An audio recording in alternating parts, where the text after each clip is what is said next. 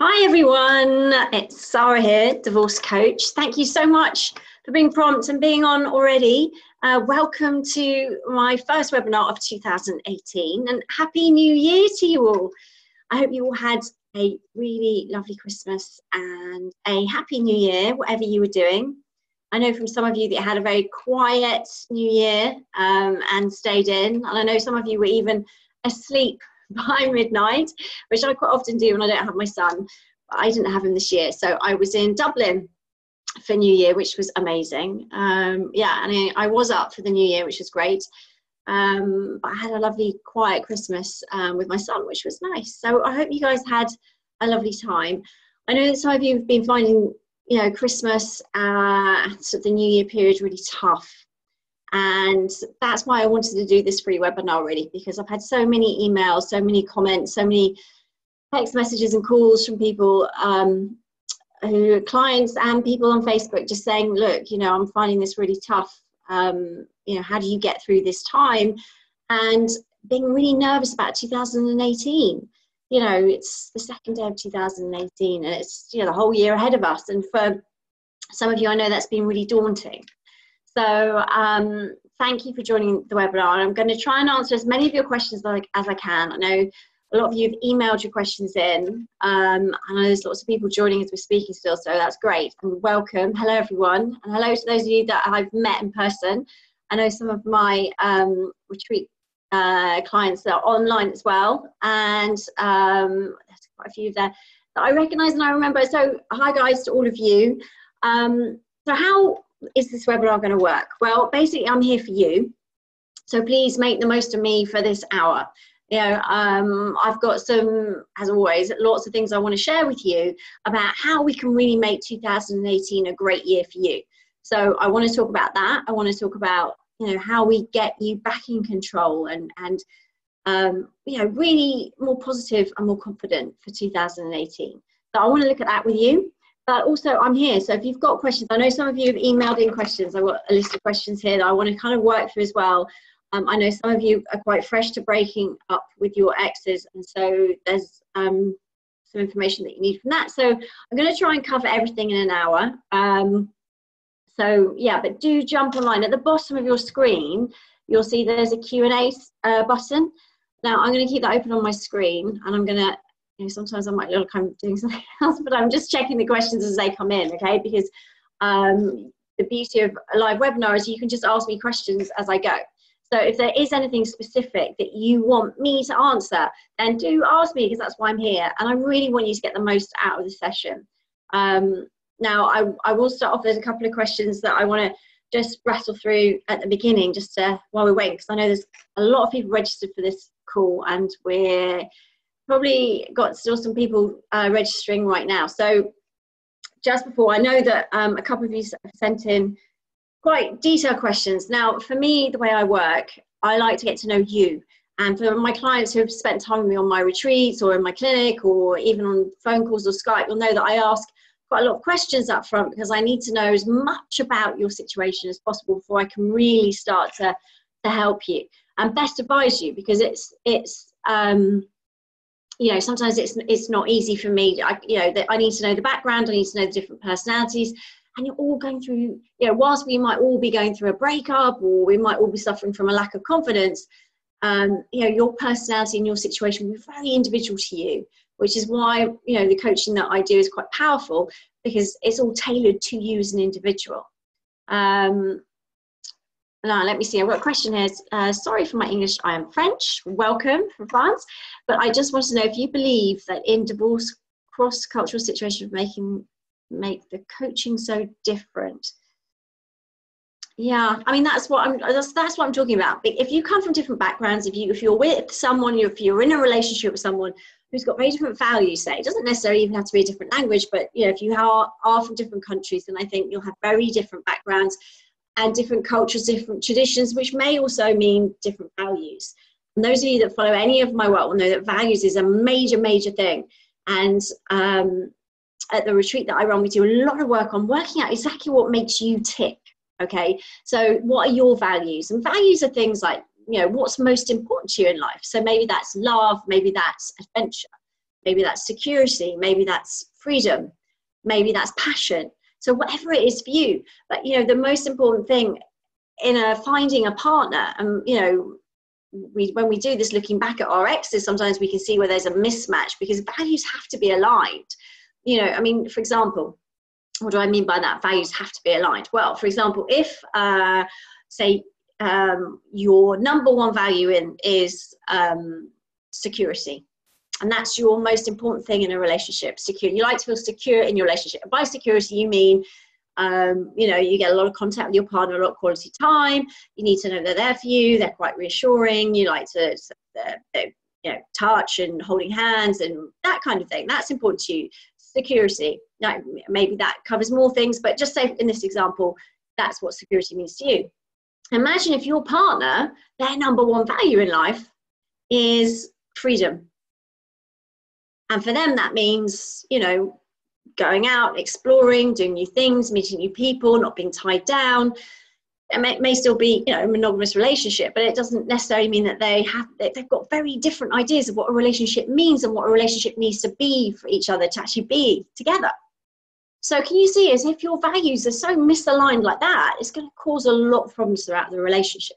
So that initial, when you meet somebody and you're starting to figure out if this could be someone as a long-term partner for you, it's really important to work out what your values are. And if you want more information on that, I mean, I've got loads, but that's not really the focus of today, but finding out what your most important things, what you value most. So, you know, whatever, you know, whether that is excitement or adventure or loyalty or trust or reliability or honesty. You know, a lot of my clients, including myself, have had partners that have cheated on us in the past. So when you've been through a traumatic event like that, then quite often you'll find that your values will realign, and things that maybe weren't on your list before will rise to the top. You know, health, that sort of thing. All these things will change over time, but, you know, it's important to work out that your partner's values are in line with yours. So that's key. And, you know, okay, maybe you can see where your partner, your exes and yours were misaligned, and maybe over time they shifted. But actually, this is really important, guys, for your next relationships. I know a lot of you will be, and I know you are, saying that you don't want another relationship. You're still, you know, going through the grieving process, and I understand that a lot of you are in those early stages. But actually, all the things that I teach and I share with you are all things that are really important, because at some point you will be in a position where you feel ready to have a relationship. And so it's important that you get it right. You know, I see so many people jumping into just the next relationship because someone has a pulse and shows them some affection, and they think, okay, I don't have to be alone anymore. Woo! So I'm going to jump into a relationship with this person. But actually, their values, their interests, all those things are so out of sync that you're going to get their heart broken again. So learning from past mistakes and understanding it so that you get a strong foundation of, one, who you are, and that's my main focus, to work out who you are and learn from your past mistakes. But then also, you know, the secret almost to a successful relationship is picking the right person. So, you know, it's about spending some time figuring that out too. So I know some of you have got questions on that. That's not really the focus of today, but I will touch on some of it as we go through. I think it's really relevant and really important. So, yeah, breakups are known as the second most traumatic life experience we go through, which is huge, you know, and it's second to death of a loved one. So it follows, doesn't it, that we're going to go through the same sort of grieving process as you do when you lose someone that you really love, because we have, you know, they're just not with us anymore. So whilst it's traumatic, I know it can be extremely overwhelming, and you're being bombarded on this almost like a roller coaster of negative emotions, and they're different for everyone. So each one of you will be going through different types of emotions. So do get on the chat box, get in the Q&A box, and just fire some stuff over, guys, because it's really interesting for me to understand exactly what you're going through, and that will help me with where I'm going, because, you know, I can talk about this for hours. For those of you who sat at different things or see me on the telly, you know that's what I do. So just, you know, if you give me something to go with, like what kind of difficult negative emotions are you personally struggling with right now, then I can help you with those while I'm here live with you, and I can help you. So, I mean, examples are anger, hurt, pain, confusion, panic, sadness, depression. Some people sometimes say relief, but also a feeling of, okay, well, I know that's kind of done, but where do I go next? And there's a lady called Elizabeth Kubler-Ross who created a system called the loss cycle. And basically, it's very simple. It's only 5 steps. And she takes you through, this is the loss cycle that she created for when people die. She said, you go through this sort of curve of recovery. First, starting with denial. It's the first stage where you sort of stick your head in the sand and you say, it's not happening, it's not happening. And you're kind of in shock. So, when it comes to things like finding out your partner may have betrayed you or been unfaithful, maybe you don't talk about it because talking about it makes it more real, and you don't want it to be real because that opens a whole can of worms. So you stuff that down and you don't talk about it to anyone. I know I certainly didn't when it happened to me. So, and it's just your body's way of protecting you until you are stronger and ready to deal with it. And then the next stage that you go through after death of a loved one or a breakup is anger. And that's where your emotions get a bit more animated. You may be, some clients go into full-on rage. I've seen that. Other people just might be, more anxious or frustrated. It shows up in different ways. But this is where you're kind of, why are you breaking up the family? Why are you doing this? Why are you punishing me? What did I do wrong? So that's when sort of your energy really peaks and you start to snap out that denial stage. And you're like, how could you? How dare you? And then we sort of go down to a really interesting third phase, which is bargaining. And bargaining is very much understanding, saying things like, why did this happen to me? What's wrong with me? And they're what I call hamster wheel questions. And I call them hamster wheel questions because they're kind of questions that take you round and round in circles, but don't really take you anywhere, do they? So, what's the questions going through here? Okay, so I'm going to come to some of your questions in a minute because there's some really good questions coming through. So going through that, so you're in this bargaining. What can I do? What can I change? And sometimes you'll change everything just to stay where you are with your partner. So maybe you'll forgive things that you don't really believe are forgivable, but you will just so you don't have to face what's around the corner. And that's called bargaining. You might try and lose weight. You might try and be a better husband. You might try and be a better wife. Whatever it is, you're throwing everything at it so you don't have to face what's coming. Now, the next stage is depression. And this is where I see a lot of clients who've been to the GP and the GP says, you're depressed. And that's okay, but they then believe, a lot of my clients have come to me saying, well, I'm depressed and that's it. But the thing is, depression is a natural part of the cycle. And that's why it's so important to get clarity on where you are right now in the cycle so that we can move you forward for 2018. We want to know, where are you in this cycle? Where have you been? Let's learn from that. Because if you're stuck in depression or you're stuck in the next stage, which is acceptance. So depression is feeling sad and low, but knowing that this is the lowest part of the curve and you have to actually grieve the end of your relationship to be able to move through it onto the next stage. So that's really important. So looking at understanding that, yes, it's okay to be sad and it's definitely okay to cry because you need to release those emotions somehow. So letting it out is okay, but knowing that that's part of it, you have to go through it and you will come out the other side to acceptance, which is the 5th and final stage of that loss cycle. Now, acceptance is where you've taken off those rose-tinted glasses about your ex. You kind of know that they're not for you. Maybe, the fact that they're not with you now says it all. So you're kind of thinking, okay, well, I don't really want to go back. I know I can't go back. So what's next? And you're stuck. You're almost paralyzed with that sort of, I know that it's done and I'm okay with that, but I'm stuck, I'm paralyzed, I can't move forward. I know I need to move on, but how do I? And I've got a few questions on that as well. So we're going to look at that because in order to move yourself forward, you need to create a compelling future because you're stuck because there's nothing exciting for you to move towards. If there's nothing exciting to get you out of bed in the morning, if there's nothing to look forward to, if there's no sparkle in your life anymore, if you feel like half of you is missing or that you're not good enough or you're not worthy enough of love or just acceptance maybe. Now, a lot of clients, because I specialize in people coming out of abusive relationships, a lot of clients whose self-confidence, self-esteem is very, very low. And also that doesn't help you move forward either. So, I don't know a lot of background for, there's 2 or 3 of you asking me questions here about, how do I move forward? But what I'm going to talk about now is how to set compelling goals to create a future that you're really excited to live. Now, this isn't about setting a New Year's resolution, guys. I'm not the biggest fan of New Year's resolutions because, most people have given up on them by week 2 of February, if even January. I know the gym that I go to, and I go there in the mornings, the first week of Jan, like this morning, it's like heaving. It's a heaving. I know in 3 weeks' time, it'll be empty again. And it's just the regulars and the people that, go and have a routine and are working towards something, because health and vitality means something different to, oh God, I better do this because I overindulged at Christmas. You see, the way I look at that is something that I aspire to, is being fit and healthy and having my body feel and look a certain way. That's something that I'm highly motivated by that.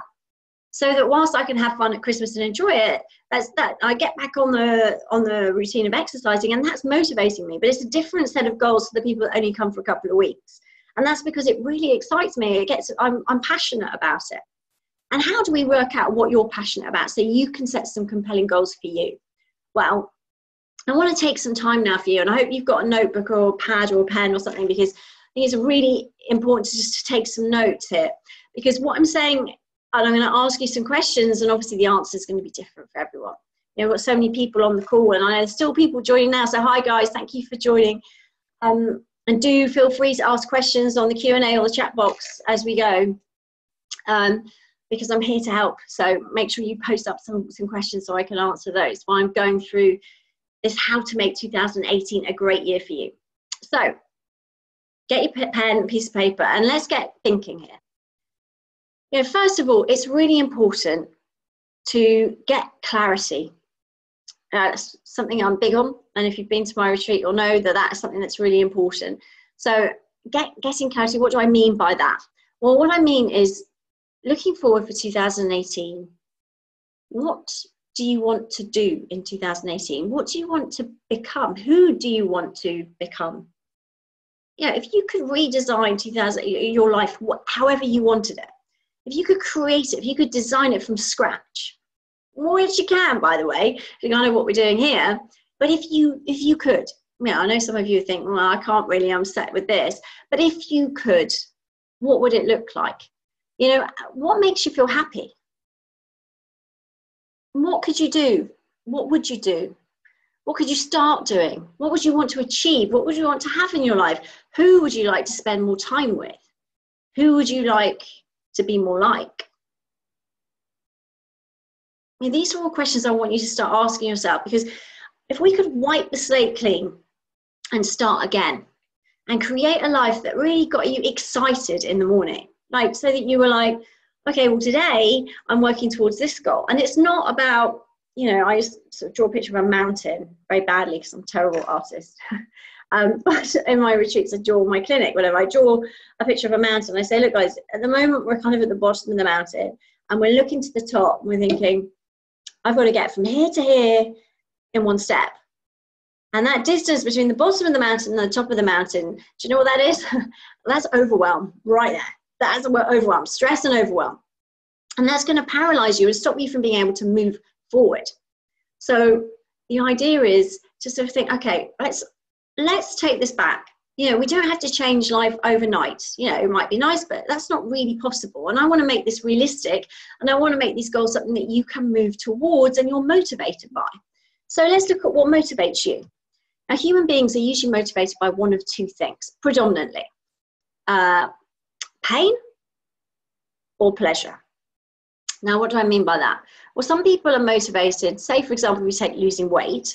Some people will be motivated by thinking, or maybe putting a picture of themselves on the fridge, a picture of them looking in their ideal body, how they want to be, what they want to move towards. Whereas other people are more motivated to lose weight by looking at them looking overweight and unhealthy.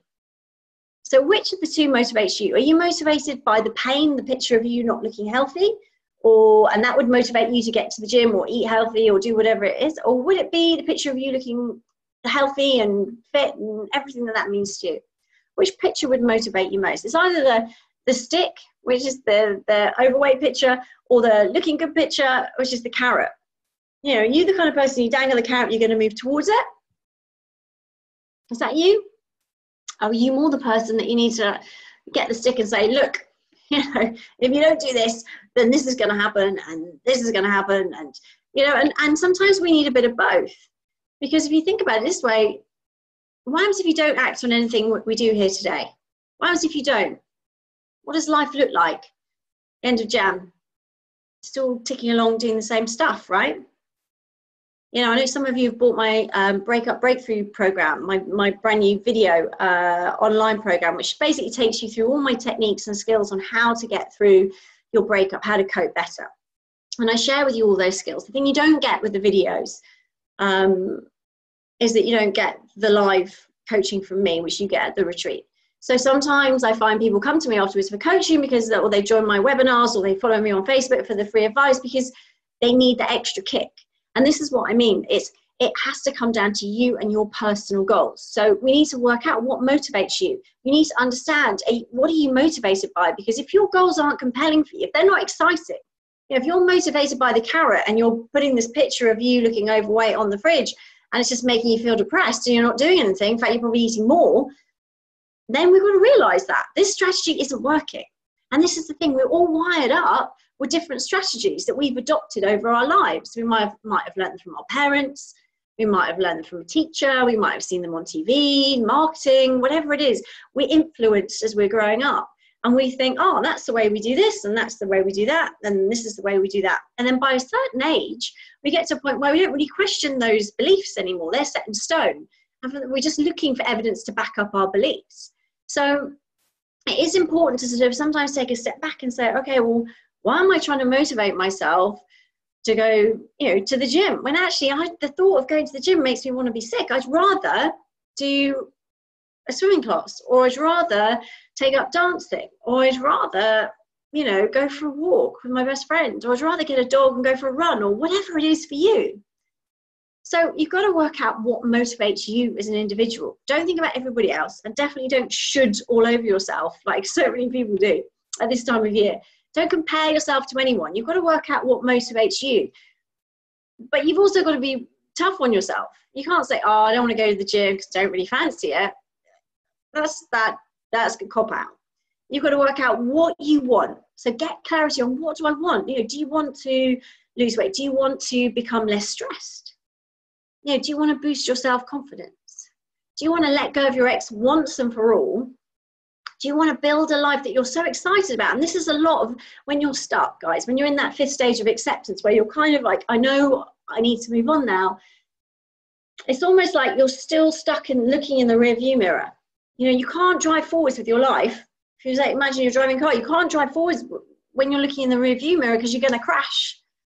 You've got to look to the future. You've got to shift. You always got to grab your head with 2 hands and wrench it from the past and focusing on these sad stories. And I'm not belittling the stories because I understand that a lot of them are very sad and it has been traumatic, but it gets to a point. You know, people always say to me, Sarah, when am I going to feel better? When does the pain end? And I say, when you decide. When you decide. Because this is all about you taking your control back over your life. It's about you making decisions now that are going to affect you for the rest of your life. Do you want to drag this baggage with you of your past relationship and the difficulty and the trauma and the story of everything that happened to you into the future with you? Into new relationships, into tomorrow, into January the 15th, into February, into July? Do you want to be doing this in 2019? Because that's your decision. And if you decide yes, well, then you can carry on. But if you decide, I don't want to do this anymore, then you've really got to shift your focus from that negativity, from the past to the future. And the way you do that is by starting slowly to create some compelling, exciting goals, and not just financial goals or what you want to achieve at work or maybe, you know, but for you, for your soul. Who do you want to become? What's your life plan? Where do you want to be? Who do you want to help? Who do you want to influence?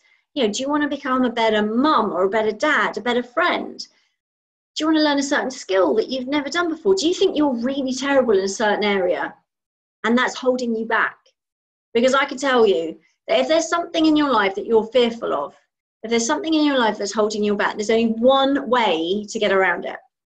And that is to face it head on, like the bully in the playground. Say, okay, I am terrible at, I had a client who said that her husband had an affair with someone who was very good at cooking.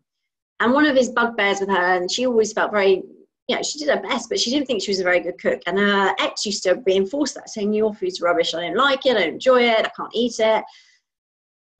If only you were better at cooking. So obviously over the years that had become quite ingrained. And then when he went off and it turns out it was with someone who was a great chef, it was a big deal for her. So, and she was worried about it and she was thinking about it a lot. So what did we do? I got her to do some simple research, because it's all about small steps. If we start setting massive goals right now tonight, then that's going to be like that mountain. It's going to be overwhelming and cause you stress. So I don't want to do that. So what I do want to do is create some little stepping stones. I call the stepping stones that keep you moving forward. So break it down. So if the big goal is, you want to become a better chef, or you want to become more confident, well, what's the first thing you can do? What's the first thing? Small step. Or just do some research. My client went online. She started looking at cookery courses near her. Some of them were totally not suitable. Some of them were. So, that was the first step. Then she made a phone call. And then she went to meet the guy that was running it. And then she booked onto a course. And then it took its own. So she got momentum. And that's what you're missing. If you're stuck, or you're not sure which way to go, then it's momentum that you're lacking. And that's by breaking it down into small steps. But you've got to follow through. And whether you do that with me as your coach, or you do that on your own with a friend, sometimes it's really great to find a good friend who, knows you, who isn't going to pander to you, but someone, who's going to say, okay, well, you committed to that. Are you doing it? The retreats that I run, everyone sets up on a WhatsApp group by the end of the weekend, and you hold each other to a higher standard. And that's what you need. You need to find somebody else who is not going to say, oh, okay, you've had a bad day, that's fine. It's like, no, come on. These are the reasons you said you wanted to do it. And this is why we're doing it. Let's move you forward. If you're consistently finding that you're stuck, it's because your goals aren't motivating enough, guys. So this is your chance. Get a big piece of card, go and sit outside, go to your favorite cafe, do whatever it is that works for you. But start dreaming big. Dream big. Because the sky's the limit. If you could redesign your life right now, who do you want to become? Is there something you wanted to do? Have you always wanted to do some charity work? Have you wanted to set up your own business? Is there something that you've always dreamed of? Maybe you think right now you can't do it, or you shouldn't do it. But I don't want you to worry about those things when you're dreaming big. The idea is to get all these ideas out. Because one of the things that our married friends don't have the privilege of is getting off that treadmill of life. Because when you're on that treadmill, quite often you're stuck in the routine. How many of you have been in a relationship where, life just seems to pass you by? Maybe you're looking after your partner, you're working, some of you will have kids, I know some of you do. And you're so engrossed with all that life just passes you by. It's like in the fast lane. And then you suddenly think, God, it's my birthday. Where did 5 years go? I don't remember that. So this is what I mean. For us, we get to jump off the treadmill. And okay, it might be a bit of a rough landing sometimes, but hey, it gives you an opportunity, a golden opportunity, by the way, to redesign your life just the way you want it. It's a good time to think about, okay, who brings me down?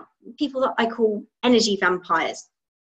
The people that you spend time around who zap your energy and you end up feeling worse than you did when you went in. And it might not be sort of conflict. It just might be draining for you energetically. You just feel worse. I think everyone knows someone like that, right? You walk into a room and there's some people that make you feel like, oh, I love hanging around with them, and you get a boost. And then there's other people you're like, oh God, I don't know what happened tonight. I just feel like really down and low. And that's where you've got to learn actually to protect your own energy in those kind of situations, because there's always going to be people like that around. But if you have to spend time with people like that, maybe you work with people like that. I've got a client who's got a very difficult boss, and he finds it really difficult because every day there's a certain pattern, certain things which just chip away at him. So we've been sort of going through some techniques on how to cope with that, protect yourself from that kind of thing, and how to change it around too, because actually it's not good to be in that kind of toxic environment. So You've got to figure out who those people are, and if they're family members, then obviously you may have to spend more time with them than if it's your mum or a mother-in-law or somebody at work that you have to be around, then that can be tricky. So it's about finding ways. There's always a way. You've got to face these problems head on. If these are things that are controlling you, causing you stress, overwhelm, the human nature, that our instinct is just to run away. It's just to stick our head in the sand and just to think, okay, well, I'm not going to think about that because I can't do anything about it. There's no other solution. I'm stuck. Well, I'm here to say, I don't believe that. I believe there's always a way. We have, or talk about dialing emotions up and down, and someone may really piss you off. But how about we can turn that dial down to mildly annoy or frustrate you? That's a much better state to be in, because it means you can cope better than something that's a paralyzing emotion that you're stuck in. So even if you can't get rid of it, maybe you just dial it down a bit. So it's about asking yourself, what can I do to make this better? Asking yourself better quality questions, which again, for those of you who follow any of my work will know that's one of the key things that underpins everything we do, guys. You've got to ask yourself good questions. The quality of your life is determined by the quality of the questions we ask. So if you're asking yourself constantly, why am I stuck? Why doesn't he love me? Why did she leave me? What am I going to do about the upcoming wedding when I'm doing? You're asking yourself negative questions. What can I do right now to make this better? Your brain's going to be empowered to come up with more positive, more compelling, more directive answers that are going to help you move forward. So remember, what you ask yourself, if you're feeding yourself disempowering hamster wheel style questions, you're going to get disempowering answers. You're going to feed your brain positive things, positive questions that make you think in a different way, shifting your focus to, well, what could I do right now? Well, what is good about this? How can I turn this around? I've got a question from someone about an upcoming wedding they're worried about because their ex is going along with his new partner. And there's a lot of issues about sitting on the top table with her, which would be obviously very, very difficult. So, I don't know enough of the details, unfortunately, to really get into the specifics on how to help, because I don't know the background, but I've asked some questions. So hopefully she's going to come back to me with that so I can really help her. But it's all about, okay, so this is the problem. And it's good that you're asking questions like this, guys, because if you're facing those questions and you're coming up with those things, then you know that's an issue. So what can you do about it? We've all had to be in situations now, blended families, where someone's going to show up. My motto is always do the right thing. And usually let's do the right thing for the kids. If it's someone's wedding, it's their special day. So, obviously we want to do the best for them. It's not about us. And then there's techniques on top of that on how do we do that? If we've got a good enough relationship with them, maybe we could sit down and have a communication that says, look, I'm going to find this really hard. I appreciate it's your best day. So what can I do to make this good for you so that it's not difficult for everyone? Or, whatever it is, there's ways of finding things around it. Or, it just takes specific thought, but it's not about thinking about it in a negative way. It's about asking yourself a question, okay, well, what could I do? Let's brainstorm all the answers. Let's get all the options on the table, and then we can think about it. A lot of my clients turn up in my clinic just with a myopic view of, okay, well, this is the answer. This is my only option. But actually with coaching, you can find out actually there's actually a lot more options than you thought. Now, some of them, you don't want to take, but some of them lead to somewhere else and open some other doors. So it's about constantly questioning in a positive, empowering manner so you enable to direct your own brain. This is the thing. It's about giving you control of what's going on up here, about giving you the remote control to your brain so that it's such a simple technique, but it's so powerful, guys. You just have to try it. Right? What can I do right now to make this better is my favorite question. Put it on a post-it note and stick it on your bathroom mirror where you brush your teeth every morning. Because even if, I can guarantee you, we go back to our own routine, we go back to the same questioning because it's ingrained for years and years. Our strategies that we've picked up for doing things are ingrained. But they may not be successful strategies. They may be unsuccessful ones that lead us down a path we don't want to go. Someone else might have had a better role model in that area and be rocking it. So don't be afraid to question your own beliefs and your own strategies for doing things and say, well, why do I always end up like this when you nail it every time? Ask them, what do you think when this happens? And instead of just dissing what they're thinking and the way they explain it, think, well, what happens if I thought like that? What happens if I ask myself that question instead of the one that I always go back to? Because things we only live once, guys. And this is the thing. We've got to dream big. We've got to get clarity on what we want, because you only live once. And if you don't move now, you're going to be stuck in the same situation in 6 months' time. You know, I've been busy over the last week writing down what I want to achieve for me over the next year. And I've broken down, some of them are shorter goals, some of them are longer, some are work, some are personal, some are as a mum, I've got some as a friend. I've got so many different areas of my life. And that's what I want you to think about. Some of you may have seen the Wheel of Life, which is quite a common tool. If you Google it on the internet, this is my manual for the retreat that I run, but we do this. It's called the Wheel of Life. I don't know if you can really see it on here. Camera's not great quality, guys. But there's 8 different segments. I'm going to talk you through those. So the first one is, it's like a pie chart. It's like a wheel, and it's divided into different segments. And all it represents is the different areas of your life that we need to get in balance so that life runs smoothly. And that's what I really want you all to focus on. When you're thinking about the areas of the life that you know, what do you want to be, who do you want to become, what do you want to have? If you can think of those in segments, so for example, health and fitness is one. You know, to be honest, you know, I'm not a personal trainer, that's not my line of work, but I think there's a very holistic attitude for, if you want to get the most out of life, then health and fitness has to come into that. You know, you may not be the person who's going to go for a run in the morning, but you might be someone who might do a brisk walk, or you might like a yoga class, or you might want to do boxercise, or you might want to take up a martial art, or whatever it is for you. Or, you know, you might go climbing once a week, or whatever, you know, mountain biking, or just something that gets your body moving. And, you know, obviously what you eat, again, gives you, you know, is what you get out of it. So I'm such a big believer that, you know, you can work on the mental stuff and all this works so well, but it's got to be in combination, guys. You've got to stack it with health and fitness. You've got to push on that. And if you're not great at that, then find somebody that is and ask them for help, because this is the only way you're going to shift. For those of you that are saying to me, sorry, I feel stuck, hang around with someone that actually has some questions coming through, but find someone that's doing what you want to do, whether it's a friend or an expert in that area, and say, sign me up for a lesson, or let me follow you on Facebook, let me download some of your videos, let me read some of your blogs, whatever it is, because I want to immerse myself in that, because I want to get into that way of thinking. I want to understand how you motivate yourself so that I can motivate myself too. You know, ultimately, you know, for some of you out there who have kids, if you can't do it for you, then do it for your kids, guys. You know, I know a lot of us as parents will do more for other people than we will for ourselves, or even our parents. I know that when I went through my breakup, I became very dependent on my mum and dad, you know, and it got to a point where I was like, okay, I can't do this to them. You know, they're older, I should be looking after them. And I hate the fact that every time they speak to me, I'm in bits. And, you know, it motivated me to get myself up from ground zero and rebuild my life, just to show them they didn't have to worry about me anymore, that I was okay, that I would be okay, and that I could survive this, but not only survive it, I could go on and thrive through it. Because, you know, you've got to make, you know, when life gives you lemons, you just got to get out and do something incredible with it, you know. And sometimes the most amazing stories come from the biggest tragedy. You know, 9 years ago, I was on my knees, I was sobbing, I was in bits. You know, my whole world had ended.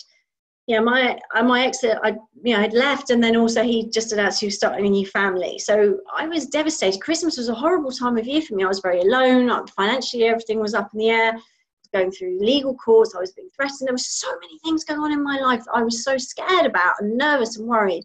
My confidence was at rock bottom. You know, my weight was all over the place. It was just a nightmare. But one of the things, you know, that I focused on to get me through was that actually I'd never felt so loved in those few months after my divorce became apparent it was happening than my whole life. You know, the friends that stepped up to be there for me. So by shifting my focus from the horror of what I was experiencing onto the love and support that I was finding from friends, some friends that you just never expect step up and they're there for you, I found something to focus on. So what's your light to focus on? What are some of the good things that have happened in amongst all the stuff that's been challenging for you? And how can you focus your life on that to move it forward? So these things are really important, and think about them, because, you know, it's all about embodying the whole lot, not just focusing in one area. But it's not about doing it at the same time. It's just coming up with small steps, which is why if you get a big piece of paper and you've got all your different goals on it, or you like writing lists and you start writing lists for each thing that you want to achieve, it's really empowering. So we've got health and fitness. We've got money and wealth.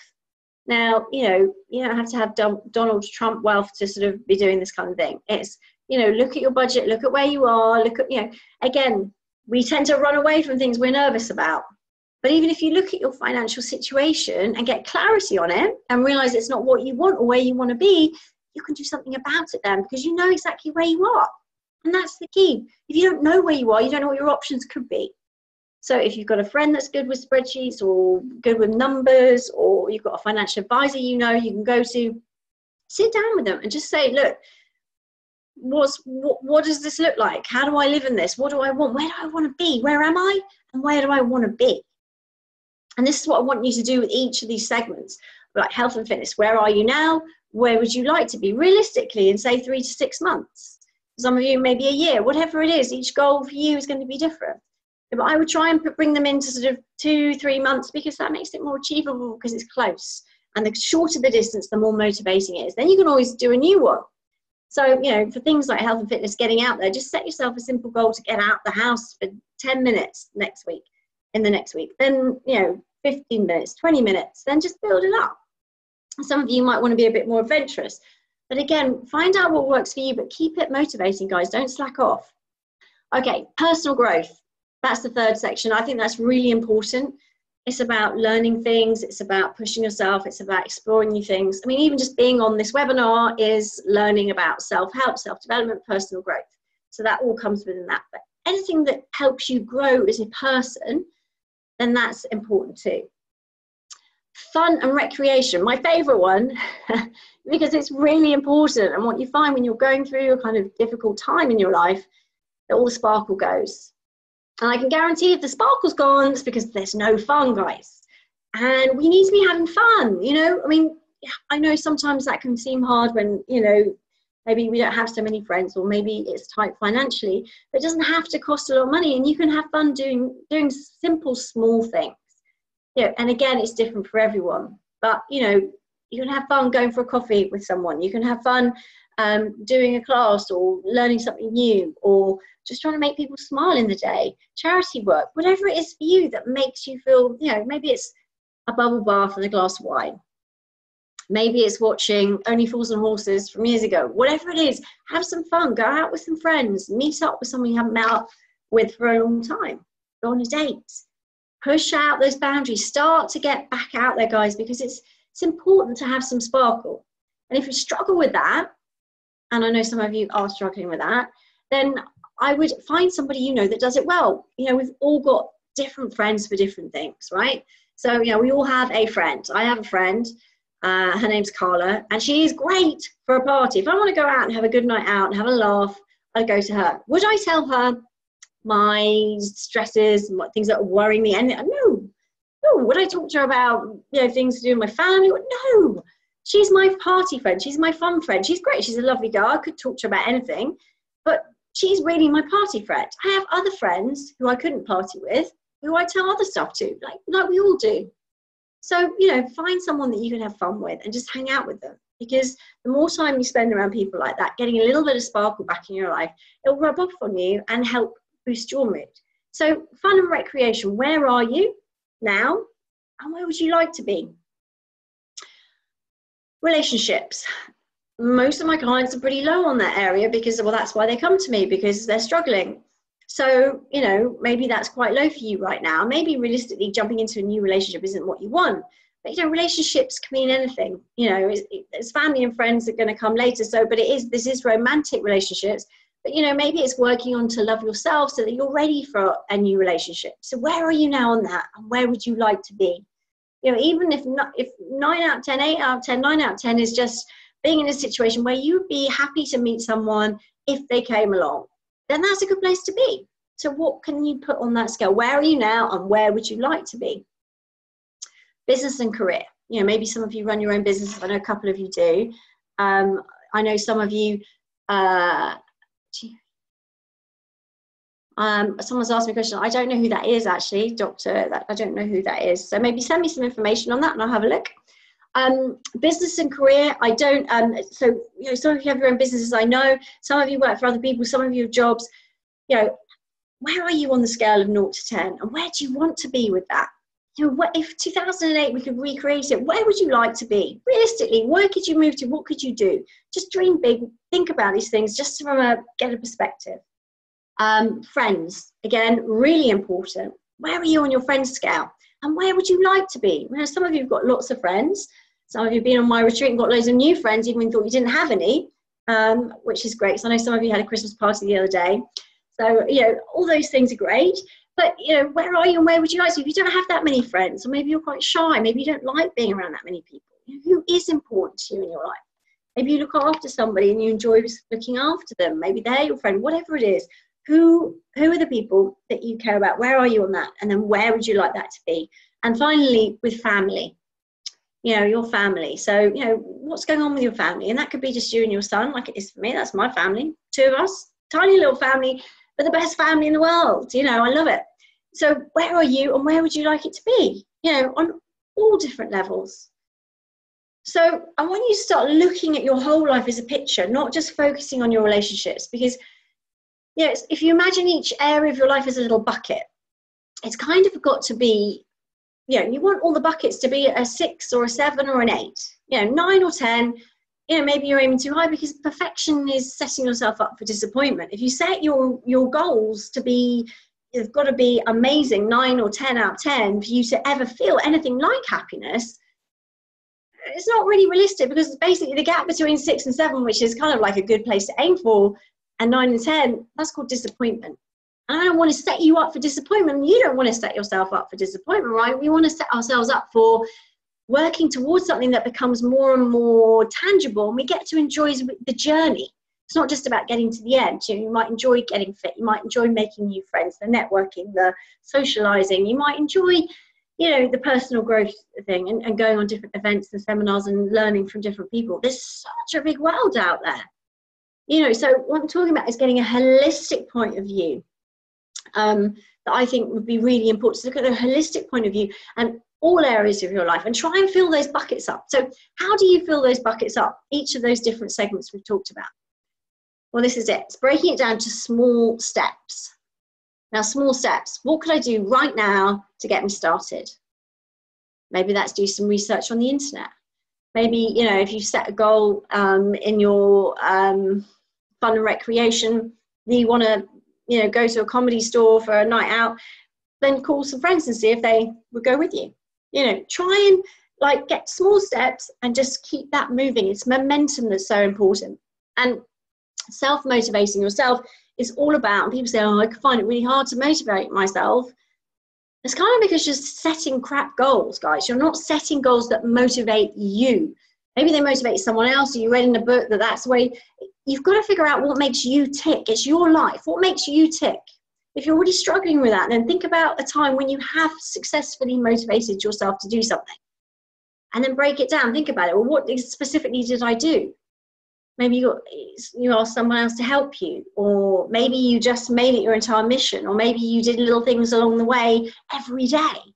But think about it, because you will have a strategy for achieving things, because we're all survivors. You wouldn't be here with me today if you weren't a survivor. You've all got successful strategies for getting through life. So think back and think, okay, well, let's think of a time where I did do something that I was motivated about. What was it? What motivated me specifically about that? And how did I get myself to do it?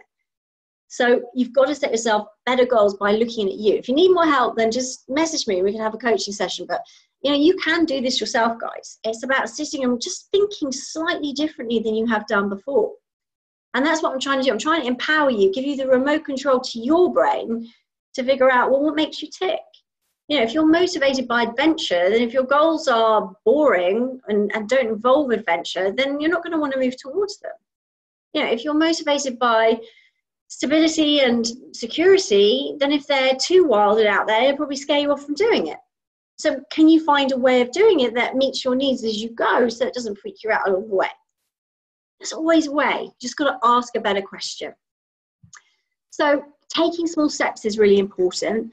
Committing fully is the next step. I want you to commit fully. And by saying that, I mean, write up your goals and the steps that you want to take towards them, knowing that, and just sense check them, that they are exciting and motivating. Commit fully. And what I mean by that is put it somewhere where you're going to see it. So, you know, I work on a big card. That's how I like to work. And then I stick it up somewhere. And then all the little goals and things I diarize in my diary. But then I also do a thing where I tell someone. So I've got a couple of friends. One's a coach. She's coming over to stay with me in a couple of nights, actually. She's awesome. She's helped me out at some of my retreats. Some of you might know her. She's spoken as a guest at some of my retreats. And like, we sit down this time of year and we always have a chat about what we want to achieve, where we've been, what we've learned, who we want to become. And then, you know, we keep each other committed to that. You know, when we touch base, we say, you know, how are we going, what we're doing, and then we bounce ideas off each other. So I think by telling people what you're doing, it really helps you to commit 100%. Okay, so don't be afraid to tell someone, whether it's your mom, whether it's a friend, someone that you trust, who's not going to think that that's a bit odd or weird or put you down. Someone that you think will go, oh, that's quite empowering. Maybe find a mentor, and someone that you can check in with, someone maybe that you worked with in the past, and just say, look, could you just check in with me every week or every couple of weeks and see how I'm doing with these? Because I really want to make this a reality. And then maybe where you're struggling, they can help you brainstorm why you might be struggling with that particular one and ask yourself a better question. So those are the things that are important. So committing fully. Guys, none of this is going to happen unless you actually take action. You know, you've got to take action. You've got to follow through. So you've got to diarize it. So for me, I just put things in my phone. My phone is my diary, and I carry it with me everywhere. And it's synced to everything. So basically, if it's going to happen, I put it in my diary, and then I put a certain amount of time. So if I've got a big goal I'm working on, then every day there'll be something in my diary saying, right, just do this, do this, do this. You know, some days, you know, things happen. Like the other day, I had to go for an interview on TV last minute, and everything that I had in my diary for that day got shifted. But I shifted it. I didn't just delete it. Then you can just move it around. So, okay, well, I can't do it this morning. I'm going to do it then. I'm going to do it then. And you just break it down and move it. Don't panic. No panicking, guys. There's no panicking. Panicking doesn't help with anything. You know, it just doesn't. It's about, okay, well, that didn't happen. So what can I do to make it better? What can I do to make sure this happens? Okay, well, maybe I'll move it in here. Maybe I'll do it this time. Maybe I'll do that. So, you know, just, it's all for you. You know, this is about you designing a life that you want to live. You know, about setting yourself up to have the best 2018 that you could possibly have. You know, so don't beat yourself up. If you get a little bit off track or things don't go according to plan, hey, that is life. It's not what happens to you in life that defines you. It's what you do about it that makes you the person that you are. So what I mean by that is it's not what happens to you that is who you are, who you become. It's not. It's what you do about it. You know, shit happens in life and bad things happen. Things go wrong. You know, people let us down. We hope for something, it doesn't happen. But the thing is, by moving forward continuously and thinking about what you'd like to have and be and become in your life, by thinking about the skills that you want to learn and the people that you want to surround yourself with, you know, you put yourself out there and other doors open that you don't even know you want to be open right now. You probably don't even know they exist.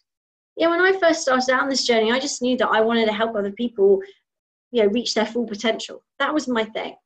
But on my journey through life, I've learned so much from my own experience and watching other people. And I've been fortunate enough then to open other doors. You know, I didn't think or dream of some of the things I'd be doing now reality. You know, I always wanted to write a book, but I had a belief 10 years ago I wasn't a good writer. Now, one of the main things I do for my job is write for magazines, newspapers, and I have a best-selling book. But it's because I opened my mind up and I put myself in situations which then start to challenge these limiting beliefs. I started to think, well, maybe I could, maybe I should, maybe I'm going to try it. I am doing it. I'm doing it. Oh my God. You know, it's about pushing yourself. It's about pushing open those doors. It's about moving forward. I think that's really, really key. And then the final action for getting these goals, guys, is you've got to celebrate as you achieve them. So, you know, if you've done a few small steps and you continue to keep that momentum, then celebrate. You know, whatever that is for you, whether it's, you know, a glass of champagne, it's a pat on the back, it's a, you know, yeehaw, whatever it is, then celebrate in your own little way, or just not acknowledge it. You've got to stop to smell the roses, and you've got to encourage yourself along the way. You know, you've got to be your own coach, because it's you that controls this. It's you. You choose how you react to everything that happens to you in life. Some things are really bad and it's going to take us a while to get back up on our feet and dust ourselves down. But how that goes forward is really up to you. And you have the power, you have the ability to change your life. You have the ability to do things differently. Sometimes it takes a little bit more momentum. And I know a lot of you have, committed to doing things and you're moving forward and you're still feeling stuck. I'm hoping that, some of the tools that I've shared today about how you can create 2018 with compelling goals that actually motivate you, that fit in with your values, that cover lots of different areas of your life. Because there's going to be times in your life when your relationships are a bit crap, but then your health and fitness is better. Or, there's going to be things, businesses going quite well, or, money isn't great, but your friends are really awesome right now. So it's all going to be up and down. If you're only focusing on one tiny part, which is the shitty bit, that's all you're going to see, guys. And I want you to see that your life is a whole thing and there's lots of different moving parts. It's about slowly moving forward and setting your goals and setting your objectives to help you build those buckets, strengthen them. If there's something that's worrying you in one of those buckets, face it, dive in and go, okay, well, how do I fix this? How do I make it better? If I can't make it 100% better, then how do I just dial it down a bit so I can manage better, or I can cope better, or I can be a better parent, or I can show up to work without feeling tearful all the time? It's about taking back control of your life, taking back control of your emotions and working out how to move forward with that. So, sometimes you have to do things differently. There's the old saying, if you do things the way you've always done them, you're going to get the same results. You've got to make some decisions. You've got to start dreaming big and thinking. Don't just let life happen to you like in the fast lane. There's also that saying, if you fail to plan, then you're planning to fail. Because you need to focus your mind. You wouldn't leave your house in the morning without knowing where you were going, would you? Because you'd never find it. And even if you did get there, you wouldn't know it. So it's all about working out what you want. If you can work out what you want, get some clarity on that, put some small steps behind that, make sure it covers all your life, all different areas, and commit. You've got to commit. You've got to take action, and you sure as hell have got to celebrate the little bits along the way, because even small steps, small changes over a relatively short period of time can lead to a huge leap forward. So it's about adding all these things up and putting them together. Now let's see. I want to see.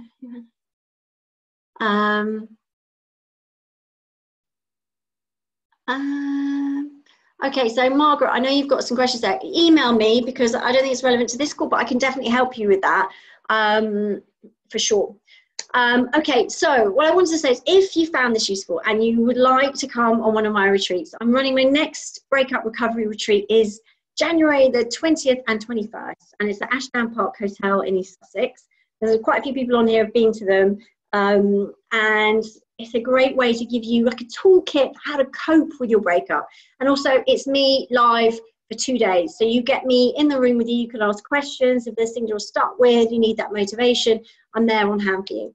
For those of you who can't make an event like that, then for whatever reason, I also have the tools in my Breakup Breakthrough videos, which is my online course, which is basically a lot of the strategies that I teach at the weekend on video. So you can listen to it at home, you can do it in your own time. And I know a lot of people enjoy that as well. So that's available. I'm doing a special offer on that at the moment. If you want to take, it's normally £397 and it's only £197 at the moment for the new year. So if you want to take up me up on that, that's on my website, saradavison.com. The early bird price on my retreat is still available, which is $699. It's going to go up to $899 in a couple of weeks. So if you want to jump on that and come with me, then please do. If you want to follow me on Facebook, do Twitter, Instagram. I give loads of free advice. If you're worried about anything, guys, you can always send me an email. That's what I'm here. That's what I'm here for. That's what I do. I'm very passionate. Hopefully you can see that, about helping people, that, you don't have to be stuck with how it is right now. Just because right now it's a tough time does not mean that it's going to be tough forever. It's up to you, and I want to share those tools with you, and I want to show you how you can turn your life around, because, I know that it's possible because I've done it myself, and I've worked with thousands of people, and I'm so privileged to be doing that on a daily basis now. And, I'd love to meet you. I'm also speaking at the Best You Expo, which, if you haven't been in personal growth, when we're talking about that sector of your pie chart, remember the Wheel of Life, personal growth, there's an amazing exhibition called The Best You. The next one it's coming up in February. It's the 16th and 17th of February in Olympia in London.